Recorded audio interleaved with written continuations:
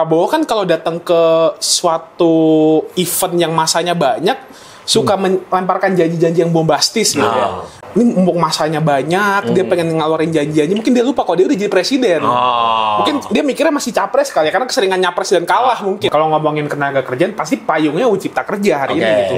Baru bawahnya tuh ada PP, ada permen segala macem lah.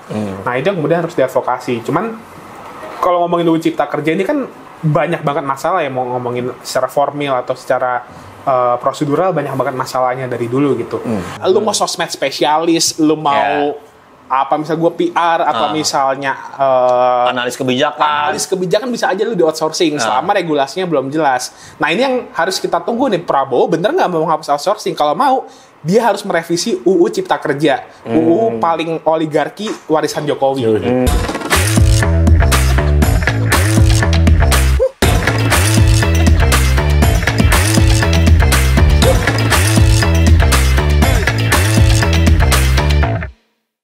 Nongkrong lagi bareng Will dan Mahmud di sini. Wow. Kenapa gaya lu pakai jaket kulit gitu sih? Lah kalau gua mah ganteng bebas. Dari tadi gua pakai jaket kulit, pakai apa sih ini? Rock and roll bro, rock and roll, ngendet banget. Intel. Lu apa kayak sosok hip hop nggak jelas gitu loh. Skena. Ini kita mau ngebahas apa nih? Kita kedatangan sosok yang besar, tokoh besar, tokoh revolusioner, body shaming. tokoh besar bro. Badannya besar di body shaming. Nggak arah kesana gue, lo nyanya. Bye-bye di cancel sama jadi kita kedatangan Benny. Halo. Wih, Ben, lagi sibuk apa sekarang nih Ben? Sekarang kerja aja sih, kebetulan jadi konsultan di salah satu PR firm gitu. Jadi ya handle klien lah. Wah, kliennya siapa? Oligarki, Oh itu kita nggak bisa sebut itu. Oh, Zionis apa Primansori gitu kan? Konfidensial. Oh, konfidensial. Oke, ada lah. Oh, terus ngebahas apa kita nih, Mod? Tahu disuruh produser bahas buruh padahal udah lewat. Oh, gimana emang kondisi buruh? Kemarin kan demo cukup rame tuh, ada demo yang di Monas, ada demo yang di luar Monas. Itu kenapa bisa gitu tuh, Bro? Iya. Menurut pandangan lo? Baru sekali-sekalinya kalau SBY itu cuma ngasih buruh itu biar libur. Hari buruh itu hari libur. Jokowi nggak pernah nemuin buruh. Baru nemuin nih buruh nih akhirnya nih. Dibikin khusus. Sebenarnya satu hal yang mungkin cukup perlu diapresiasi lah. Balik lagi ternyata semua pembicara kita adalah rezim. Antek rezim semuanya. Sabar. Belum. Ini satu hal yang cukup perlu diapresiasi adalah Prabowo kan jadi presiden pertama mungkin ya yang bertemu buruh secara langsung di May Day. Iya. Soekarno pernah bro. Ya, iya, tapi maksudnya mungkin pasca reformasi lah ya. Ya tadi lu bilang sendiri kalau SBY nggak pernah, Jokowi apalagi kan. Nah ini Prabowo pertama kali nih ketemu sama buruh di hari May Day. Bahkan kan menjanjikan banyak hal tuh, hapus outsourcing, nyanyi internasional gitu. Presiden mana lagi yang tahu bahkan nyanyi gitu lagu internasional ya. Tapi kan yang perlu kita lihat adalah ya ini gimmick doang, apa kebijakannya pun juga akan berpihak. Masih aja sinis loh. Ya. Masih mending tapi ditemuin. Kalau gue mau tahu poin-poinnya apa sih? Hapus outsourcing, terus apa lagi yang lo tahu? Yang paling cukup bergema di media kan hapus outsourcing ya, itu banyak diamplifikasi tuh di sosmed ataupun di media berita lah. Nah ini kan kita perlu lihat dulu nih, Prabowo kan kalau datang ke suatu event yang masanya banyak, suka melemparkan janji-janji yang bombastis gitu ya. Misal dulu kita ingat ketika ngomongin korupsi, dia bilang koruptor akan dikejar sampai ke Antartika. Terus kemarin pas hari pendidikan nasional, sehari setelah hari buruh, dia bilang semua sekolah harus ada smart TV. Terus pas hari buruh bilang hapus outsourcing. Ini kan apa ya? Dia kayak mungkin ini mumpung masanya banyak, dia pengen ngeluarin janji-janji, mungkin dia lupa kalau dia udah jadi presiden. Mungkin dia mikirnya masih capres kali ya, karena keseringan nyapres dan kalah mungkin ya. Ingatnya kalau udah masa yang ngomong Benny bukan ya. Ingatnya kalau udah masa banyak tuh bukan dikasih kebijakan, tapi dikasih janji. Nah ini kan kita harus lihat ke depannya, emang hapus outsourcing tuh realistis apa enggak? Apa ya, ada nggak sih regulasi yang udah dipersiapkan untuk menghapus outsourcing? Nah, ini mungkin bisa kita diskusikan lebih panjang nih soal ini. Tapi gue mau nanya nih, sebenarnya kan outsourcing tuh zamannya Bu Mega tuh. Tapi tetap berlanjut di zamannya Pak SBY, terus zamannya Pak Jokowi, sekarang zamannya Pak Prabowo mau dihapus. Nah kalau outsourcing itu lebih untung ruginya siapa yang untung, siapa yang rugi gitu? Apakah yang diuntungkan, kalau diuntungkan emang pengusaha, yang dirugikan karyawan, atau gimana sih sebenarnya kalau lihat outsourcing sendiri analisisnya? Ya sebenarnya kalau outsourcing itu kan sebenarnya ini sih nggak bisa dilihat hitam putih untung dan rugi ya. Misalnya kalau outsourcing itu kan dulu diatur di pasal 6 UU Ketenagakerjaan yang sekarang udah jadi gabung jadi UU Cipta Kerja gitu ya. Kalau outsourcing tuh si pekerjanya tuh nggak dipekerjakan secara langsung oleh perusahaan tapi melalui pihak ketiga si perusahaan outsourcing ini. Sebenarnya di satu sisi itu kan bisa untuk satunya memperluas tenaga kerja, memperluas lapangan kerja juga untuk sektor-sektor yang memang diatur sebagai outsourcing. Misal kalau di pasal 6 UU Ketenagakerjaan yang dulu itu sektor yang tidak berhubungan dengan produksi inti secara langsung, misal security, misal cleaning service dan lain sebagainya lah. Nah, cuman yang perlu kita lihat adalah outsourcing ini kan di satu sisi memang membuka atau memperluas lapangan kerja, tapi tidak sama dengan kemudian menjanjikan kesejahteraan buat si pekerjanya. Kerja layaknya nggak dapat, kepastian dia berapa tahun akan bekerja, kan nggak ada outsourcing yang jadi karyawan kontrak, karyawan tetap kan. Nah itu yang kemudian jadi salah satu isu dalam outsourcing. Nah ini kan kemudian dijanjikan sama Prabowo diucapkan lah. Seneng lah tuh buruh tuh. Seneng kan. Nah cuman harus kita lihat dulu nih regulasi saat ini gimana sih. Tadi kan gue sempat bilang kalau di outsourcing ini diatur di pasal 66 UU Ketenagakerjaan sebelum ada Cipta Kerja. Nah di Cipta Kerja yang versinya ada banyak dulu ya kalau misalnya teman-teman ingat, itu outsourcing akhirnya dihapus ketentuan yang tadi sektor yang tidak berhubungan dengan produksi langsung perusahaan. Jadi semuanya bisa. Jadi nggak ada batasan yang jelas nih bisa di outsourcing apa. Malah semua sektor bisa. Lu mau sosmed spesialis, lu mau apa misalnya gue PR atau misalnya analis kebijakan bisa aja lu di outsourcing selama regulasinya belum jelas. Nah ini yang harus kita tunggu nih, Prabowo bener nggak mau menghapus outsourcing? Kalau mau, dia harus merevisi UU Cipta Kerja, UU paling oligarki warisan Jokowi. Itu harus itu tuh. Tapi menurut lo bakal dapat banyak dukungan nggak dari elit-elit terkait masalah penghapusan outsourcing ini? Ya agak sulit sih Pak, karena agak sulit. Satu kan kita harus lihat dari elit politiknya dulu ya, bagaimana dinamika nanti kalau misalnya mau revisi UU Cipta Kerja ini di DPR, pasti kan selama isunya nggak menguntungkan ya, kita harus berkata juga ya, nggak menguntungkan si kelas borjuis ini ya. RUU PPRT aja nggak sah kan, apalagi sampai revisi UU Cipta Kerja yang untuk khusus menghapus outsourcing. Kecuali Prabowo mau dengan political will-nya mengarahkan kekuatannya dia di parlemen dan eksekutif untuk mengubah itu ya. Itu yang perlu kita tunggu. Cuman untuk saat ini sih agak sulit ya sebenarnya. Gue rasa malah sebenarnya ini wajar loh dia mau. Gue rasa akan dihapus. Outsourcing diganti freelancer. Sama aja dong. Maksud gue mau bilang gini. Sekarang tuh ada fenomena ini sekalian nyambung pertanyaan. Ada fenomena yang lebih menindas dibanding outsourcing sebenarnya. Karena menurut gue outsourcing tuh lu masih punya PT yang masih punya BPJS. Karena ada freelancer cuy. Freelancer sama satu lagi internship. Itu penindasan gaya baru kan.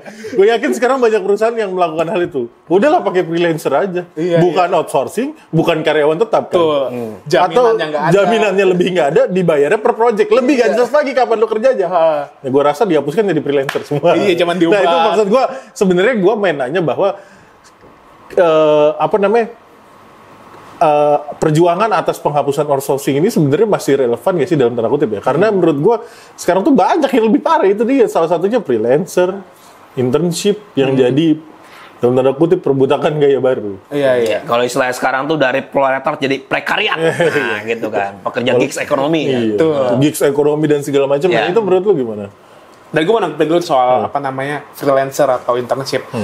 Ini banyak dikeluhkan oleh Gen Z juga ya gitu yang Genji kayak Anda ini sekarang mengeluh ini Anda ini.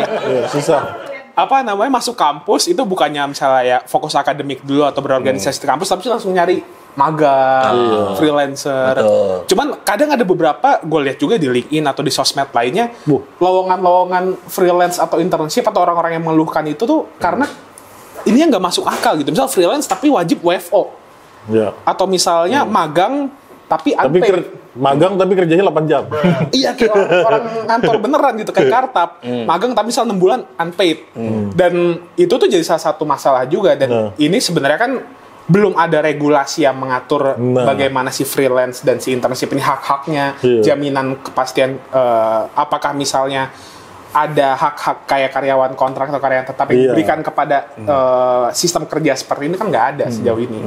Nah, masalah yang udah berjalan ini aja belum beres. Ini lagi mau ada janji baru soal penghapusan outsourcing. Jadi sebenarnya yang paling penting adalah ya lu regulasinya siapin dulu aja gitu. Iya, tapi maksud gue masih relevan kah akan ini kan outsourcing kan kita dulu ada karyawan tetap doang nih. Terus ada outsourcing. Ini mau diperjuangin, mau dihapus, jangan sampai ada outsourcing, adanya karyawan tetap semua. Tapi di bawah ini ternyata ada freelancer, ada intern gitu. Maksud gue perjuangan itu masih relevan ya sih akhirnya? Ya selama masih ada orang yang butuh kerja, selama itu masih akan relevan sih. Menurut gue akan lebih baik ketika regulasinya diperkuat untuk melindungi si pekerja sistem apapun itu, baik kontrak, tetap, freelance, outsourcing. Sehingga walaupun ya karena kita harus realistis juga di Indonesia kan secara sistem tingkat pendidikan, terus kemudian akses kepada lapangan kerja belum merata kan.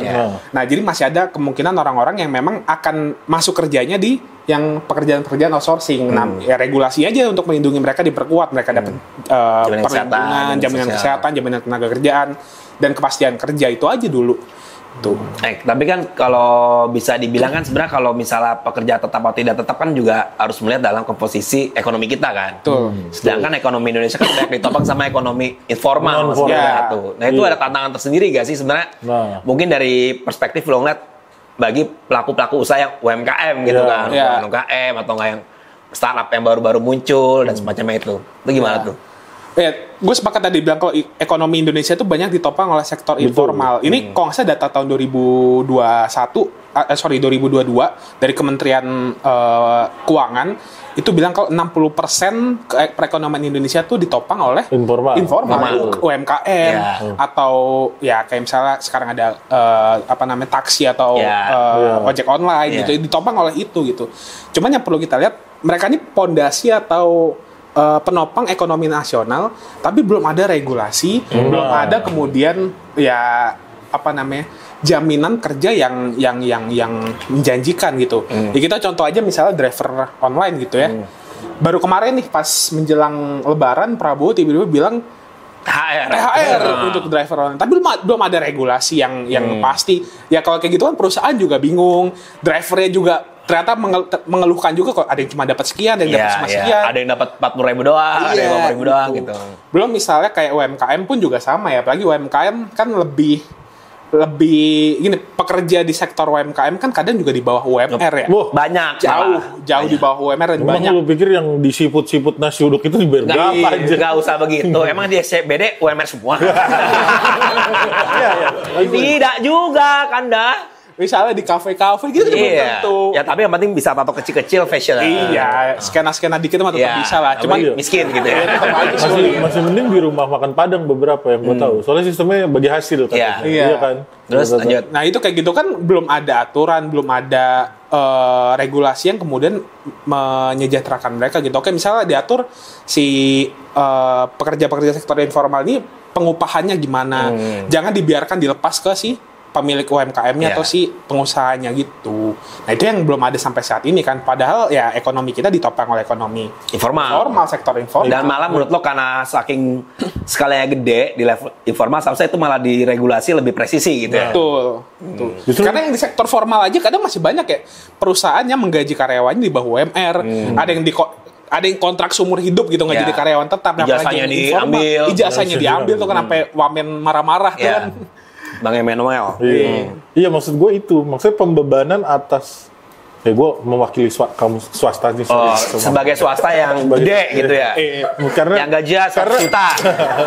Amin. Karena gue melihat ke banyak regulasi karena gue merasa bahwa sekarang nih bukan saatnya Indonesia menakut-nakuti para kapitalisme nih soalnya. Kita lagi kekurangan kapitalisme yang kita malah pengen menarik mengundang kapitalisme gede ke sini. Nah itu dia pembebanan terhadap aturan pekerja di Indonesia dibanding di Asia Tenggara lah ya misalnya, atau di beberapa negara yang hampir sama kayak Indonesia kayak Vietnam segala macam itu sangat tinggi loh di satu sisi. Gue mau ngomong itu pembebanan terkait kewajiban perusahaan tuh sebenarnya udah tinggi sekarang. Gue mau tanya pendapat tuh. Sedangkan ya tadi balik lagi, sedangkan faktor faktor usaha-usaha lain kayak UMKM tuh udah nggak ada pembebanan terhadap pekerja, nggak ada pembebanan terhadap pajak juga kan.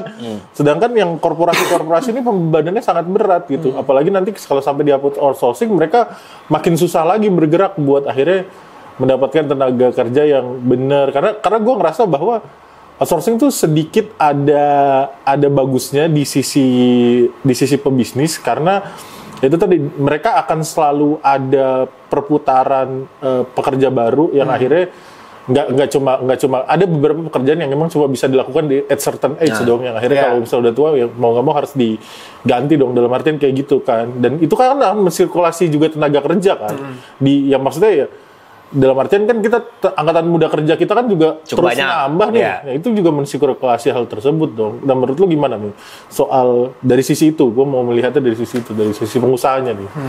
Nah ini gue pengen ajak kita flashback dikit dulu pas zaman Soeharto ketika kita baru mulai industrialisasi, yang ditawarkan oleh Indonesia kepada investor asing adalah buruh murah. Iya. Buruh dengan upah murah. Betul. Dan itu kebanyakan negara-negara dunia ketiga pun melakukan hal yang sama. Betul.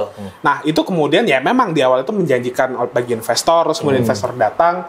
Cuman akhirnya agak sulit untuk menyeimbangkan antara ketertarikan investor untuk membuka usaha atau berinvestasi di Indonesia dengan kesejahteraan pekerjanya. Nah itu dia akan selalu bertabrakan tuh. Betul. Nah itu kita bisa lihat di mungkin dalam 10 tahun terakhir ada UU Cipta Kerja. UU Cipta Kerja itu kan ibarat undangan bagi para investor untuk lu berinvestasi lah di Indonesia. Nih gue siapkan regulasi yang udah membuat lu lebih mudah berinvestasi di sini. Karpet merahnya udah disiapin lah. Karpet merah regulasinya. Menurut gua undang-undang itu dari sisi pengusaha ya nggak gitu-gitu amat sebenarnya. Sebenarnya kan emang nggak gitu. Secara implementasi pun ternyata nggak saya bilang nggak berhasil juga. Investasi mandek dan kesejahteraan pekerja pun juga nggak meningkat. Nah itu makanya kemudian di tengah-tengah ini kita tuh stagnansi gitu di hari ini ya, investasinya nggak dapet. Kita banyak ditinggal calon-calon investor yang harusnya potensial gitu. Yang terbaru LG kan, kita ditinggal. Sebelumnya Tesla nggak jadi, akhirnya Nvidia nggak pernah jadi, Apple Paul. Nvidia ownernya cuman ngobrol sama Najwa Shihab di Blok M, makan gultik. Ya kita di banyak ditinggal investor ya kan. Salah satunya adalah ya mungkin oke, kita menawarkan buruh dengan upah murah yang which is itu nggak bagus juga. Tapi di satu sisi secara regulasi, secara implementasi pun juga nggak sebaik itu gitu. Atau mungkin di level SDM-nya kan kadang kita sering disalah-salahin karena ya emang karena SDM Indonesia karena pendidikan rendah tidak kompatibel dengan istri bla gitu gimana? Itu mah tai kucing kalau itu. Enggak, gue yakin gara-gara masalah di sana lebih menarik aja sih. Iya. Ya mungkin kualitas SDM itu satu hal yang juga jadi isu lah. Cuman lu tahu nggak salah satu term kalau nggak salah nih ya, salah satu Vietnam itu pas dia mau di Vietnam, nah salah satu bergennya Vietnam tungguin gua 1 tahun kalau nggak salah. Jadi itu dia sendiri pemerintahnya sadar, gua akan nyiapin SDM gua 1 tahun buat dikasih upgrade gitu. Maksudnya dalam artian lu butuh pekerja yang kayak gini, oke, gua tungguin dia 1 tahun ya, ini gua didik dulu. Dalam artian sebenarnya kalau SDM tuh bisa kayak gitu sebenarnya. Kalau dalam artian kalau mengarah bahwa argumentasinya SDM rendah tuh sebenarnya bisa digituin, bisa dengan cara-cara kayak gitu. Ya tadi gue bilang kualitas SDM tuh satu hal lah. Tapi kan kita bisa lihat hal-hal lain. Misal soal lu mau buka usaha di sini dipalakin orang, dipalakin preman. Terus misalnya ya tadi kualitas SDM. Terus yang selanjutnya adalah soal iklim investasi juga nggak begitu baik, daya beli masyarakat turun. Jadi nggak seksi sekarang berinvestasi di Indonesia tuh. Janji atau kemudian tawaran buruh dengan upah murah tuh udah nggak seseksi dulu gitu ya. Dan ya tadi kita stagnansi, investasi mandek, kesejahteraan pekerja pun juga nggak naik. Itu gimana? Maksud gue, poin gue adalah ketika akhirnya hal tersebut kan ini jadi rugi dua-duanya nih. Betul. Nah, apakah emang dalam artian ya? Apakah memang dari sisi pekerja tuh dalam tanda kutip masihkah kita harus menuntut gitu? Ya, di tengah kayak gitu. Ya tetap menuntut lah. Masih. Kan nggak ada masalah. Bapak gimana sih obrolannya tadi, Pak? Masa kita sabar dan tawakal? Bapak gimana sih? Gak mau bantuin pemerintah gitu biar investasinya mau masuk gitu. Ya, itu dengan cara mengupgrade diri. Ya, gimana cara kita mau bantuin pemerintah meningkatkan investasi kalau IHSG turun aja Prabowo nggak peduli. Nah, itu urusan lain lagi. Soal itu. Tapi menurut lo kenapa dia nggak peduli? Nah ini kita bisa baca karakteristik Prabowo tuh dia cenderung jadi PR-nya keluar. Dia cenderung apa namanya agak-agak rancu gitu. Dia menggunakan perspektif orang kecil gitu ya, maksudnya masyarakat kelas menengah ke bawah, ataupun ya tadi perspektif kapitalis kalian. Ini agak nanggung gitu. Misalnya ya tadi contoh ngomongin saham atau ya SG, dia bilang kalau masyarakat di desa nggak main saham, jadi ya SG mau turun nggak berdampak. Ini kan sebenarnya agak-agak gimana nih kalau keluar dari mulut seorang presiden kan ya SG turun itu mencerminkan kepercayaan investor terhadap. Tapi pernyataan dia nggak salah. Sebenarnya nggak salah. Berarti kepercayaan investor berarti kita didikte lagi oleh kapitalisme. Tapi yang salah adalah ya itu masalahnya ada indikator lain yang ini kan yang akhirnya nggak dikasih tahu juga sebenarnya. Iya, ya itu tadi banyak statement Prabowo yang agak gimana gitu ya sehingga membuat ya tadi secara kepercayaan investor juga pasti turun lah untuk berinvestasi di Indonesia. Oke. Gitu. Tapi kan kalau bicara kan gue dengar lo bikin skripsi 600 halaman tuh soal cipta kerja gitu kan ya, dan gue pikir juga itu ekosistem pasar tenaga kerja kita juga beda tuh. Yang awalnya ya sebelum ada outsourcing semua ada karyawan tetap, akhirnya mereka berserikat dan semacamnya. Sekarang kan ada era prekariat atau nggak orang-orang yang bahasa kasar freelancer. Ini sebenarnya ada movement tersendiri gak sih yang lo baca yang mungkin emang ada serikat-serikat yang freelancer gitu untuk memperjuangkan haknya. Kayak misalnya gue tau kan ada apa namanya tuh sindikasi, itu kan wartawan tuh dan semacamnya, atau ada yang lain nggak? Nah itu sebenarnya kalau di landscape gerakan buruh sekarang kita belum lihat ya, misalnya ada serikat pekerja digital agency, serikat pekerja law firm SCBD kan kita belum lihat lah semacam itu kan.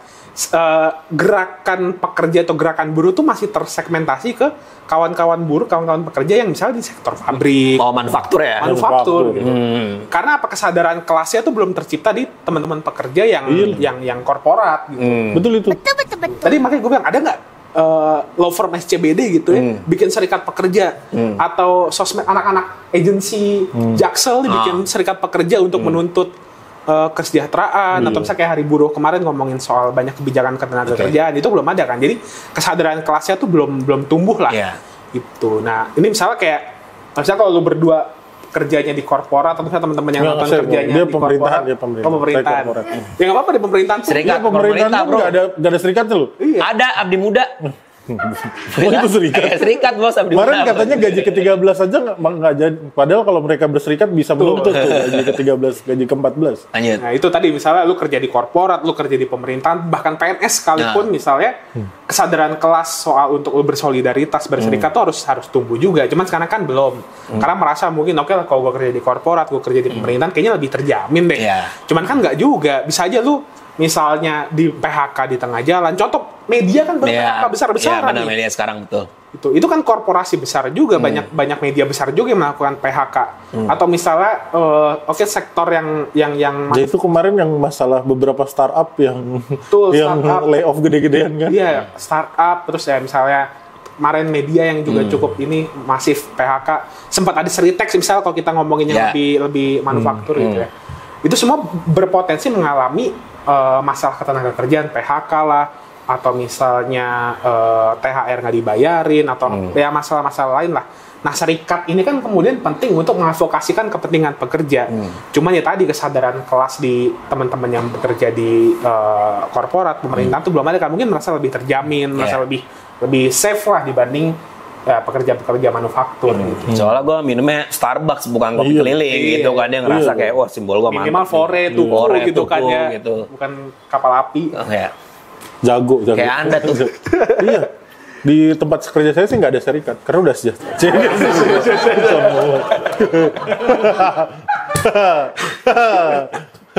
Percaya perlu gue sebut gak perusahaan lo? Nggak usah dong. Apalagi nih? Tapi ini pertanyaan terakhir gue. Sebenarnya kan gue pikir tuh emang di posisi negara tuh selalu mencoba untuk mencari titik keseimbangan kan ya. Iya. Antara kepentingan borjuasi, proletar, prekariat, orang apapun definisi lo itu.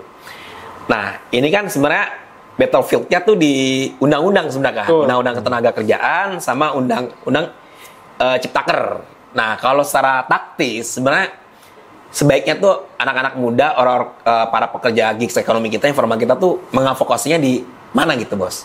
Apakah di legislatif, apakah di eksekutif, atau ada butiran-butiran menurut lo, ini kayak nih, poin-poin ini yang kudu kita kawal bener-bener nih gitu. Iya. Yang pertama, pasti kita harus advokasi ke regulasinya dulu ya. Kalau ngomongin tenaga kerjaan, pasti payungnya UU Cipta Kerja hari ini gitu. Baru bawahnya tuh ada PP, ada permen segala macem lah. Nah itu yang kemudian harus diadvokasi. Cuman kalau ngomongin UU Cipta Kerja ini kan banyak banget masalah ya, mau ngomongin secara formil atau secara prosedural, banyak banget masalahnya dari dulu gitu. Dan ini yang harus didorong untuk kemudian mengadvokasikan beberapa isu, misal tadi soal outsourcing, soal gigs ekonomi untuk diatur kemudian di dalam undang-undang ini yang belum diatur pada waktu itu ya. Dan kalau misalnya harus diadvokasikan kemana, ya sebenarnya ke semua channel yang terbuka gitu. Lu misalnya ke legislatif karena DPR punya wewenang untuk itu. Cuman kan UU Cipta Kerja dulu adalah usulan pemerintah kan. Jadi lu juga harus banyak bicara ke level eksekutif juga. Nah, cuman menurut gue hari ini yang paling penting adalah ya lu kesadaran untuk kemudian berserikat dulu nih. Untuk kemudian lu nggak mendikotomikan antara buruh dengan karyawan. Misalnya ya lu sama-sama pekerja, sama-sama dibayar, sama-sama terima upah. Sama-sama terima upah. Kalau kata Max, siapapun yang menerima upah dia adalah proletariat buruh. Bapak walaupun gaji 100 juta, Pak. Buruh. Bapak buruh, Pak. Buruh. Belum jadi majikan saya. Belum. Selama kita selama kita masih dibayar ya kita selamanya buruh gitu. Jadi mau lu kerja di pabrik, mau lu kerja di SCBD, lu mau kerja di freelance di rumah gitu ya, lu buruh gitu. Dan itu kemudian kesadaran kelas itu yang perlu dibentuk untuk kemudian mengadvokasikan ke regulasi supaya lu lebih terjamin, terlindungi. Kenapa Bapak solusinya mau revolusi Bolshevik? Kejauhan. Nah justru itu gue mau nanya itu dalam tanda kutip. Nah kan berarti kan karena saking kompleksnya kan dulu ya makanya gue bilang tadinya cuma ada karyawan tetap sama buruh, sekarang bahkan ada, gue lupa nyebut, ada masalah satu lagi kemitraan yang masalah Gojek itu kan bahasanya kan udah lebih ngaco lagi kemitraan gitu kan. Ya itu akhirnya kan lebih kompleks nih sekarang, ekonominya juga lebih kompleks. Berarti kalau saran dari lu tadi advokasinya lah, pergerakannya tuh harusnya kayak gimana pergerakan pekerjanya? Mungkin lu ada apa sih, bagaimana cara kita mengadvokasi itu di tengah serikat dulu tadi katanya. Stakeholdernya tuh terlalu banyak, jenis-jenis relasinya juga banyak gitu.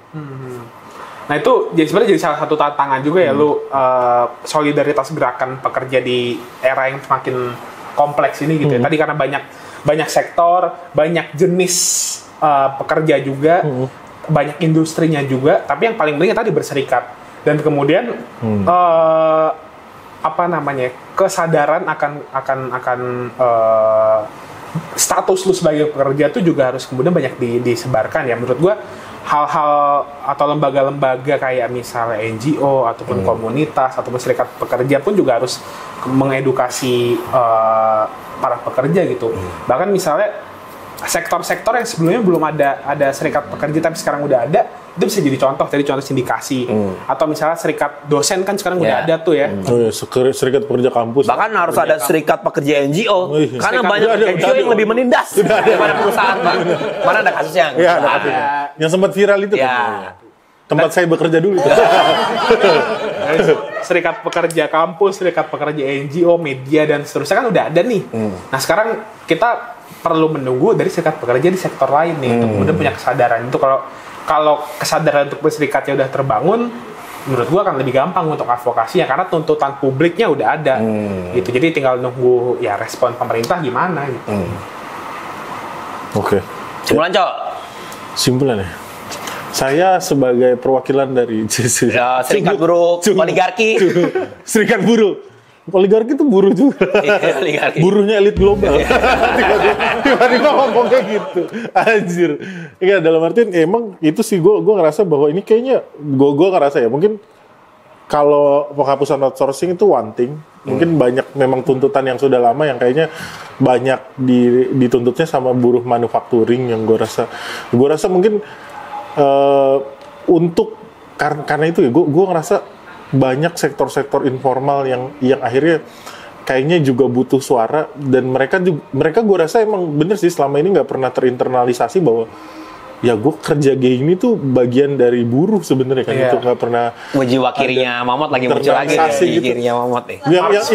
Yang sering-sering gue lihat kayak pedagang-pedagang gue yakin tuh kayak misalnya apa ya contohnya ya kayak pedagang sate di Sarinah, lu tau kan itu laku banget kan itu. Gue yakin omsetnya ratusan juta sehari, tapi kan belum tentu si pegawai-pegawai itu dibayar dengan baik. Wah, ada serikat sate Sarinah.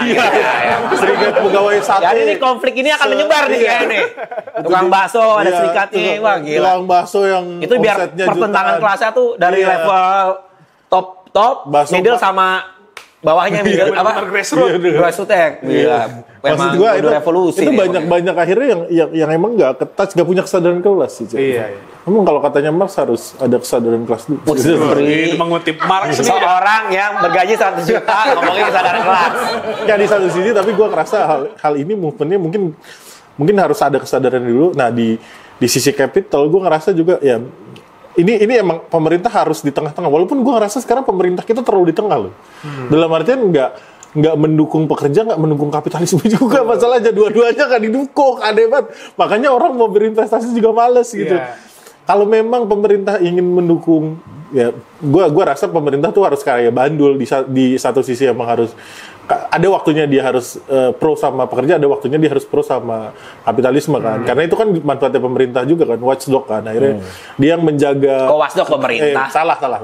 Maksudnya menjaga keseimbangan ini. Mungkin saatnya hari-hari ini mungkin saatnya ke kapitalisme dulu lah, karena emang kita kan lagi butuh. Kalau enggak kita hancur nih. Kalau enggak semua jadi nggak kerja nih, bukan cuma yang kena PHK doang. Jadi bukan hanya sebagian yang outsourcing doang. Jadi semuanya bisa jadi nggak kerja.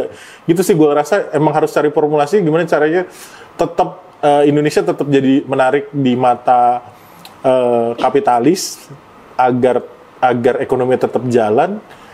Ya, itulah cara. Jadi kalau positioningnya di Adam Smith apa di Marx nih? Dah, konkret-konkretan aja lah.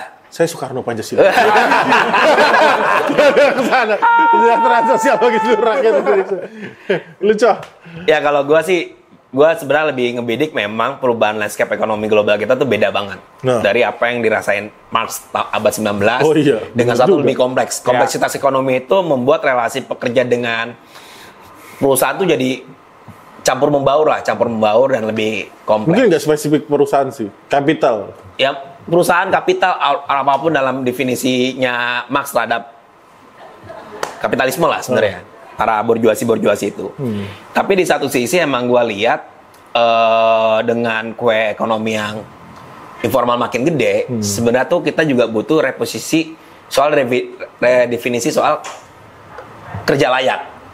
Itu dulu tuh menurut gua, kerja layak dalam poin satu adalah kerja layak yang sifatnya mitra, freelance, gig ekonomi, bahkan pekerja rumah tangga juga, terus buruh tani dan semacamnya itu menurut gua butuh definisi yang setidaknya kita punya definisi yang lebih berani sih, nggak ngikutin definisi global. Kan hari ini kan kita didikte sama World Bank mulu tuh soal definisi kesejahteraan.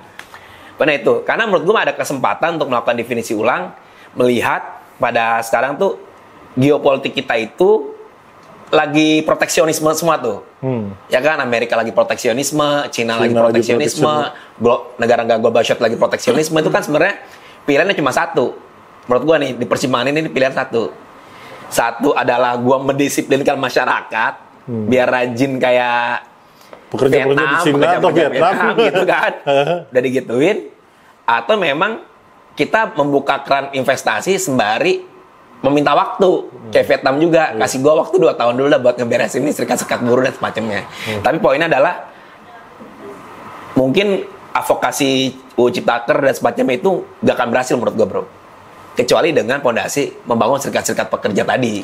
Karena menurut gue kekuatan massa itu tetap akan berpengaruh untuk memberikan aspirasi yang lebih besar. Jangan sampai kita teriaknya kemana, taunya orang yang kita advokasi, kadang kan intelektual itu suka ngeklaim aja, Pak. Tapi ternyata di akar rumput enggak. Nah, ini tantangan terbesar menurut gua bagi teman-teman intelektual organik lah atau apapun yang memang bisa mengorganisir itu sih poinnya.